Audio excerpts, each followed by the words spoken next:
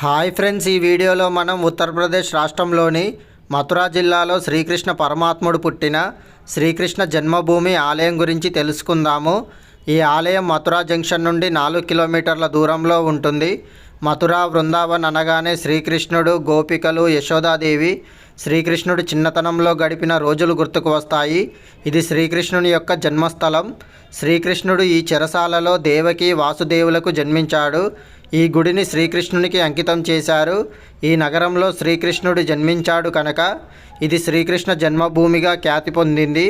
భూగర్భ చెరసాలలో జన్మించిన శ్రీకృష్ణుని జన్మస్థలంలో ప్రాచీన కాలంలో కేశవదేవ్ ఆలయం నిర్మించడం జరిగింది.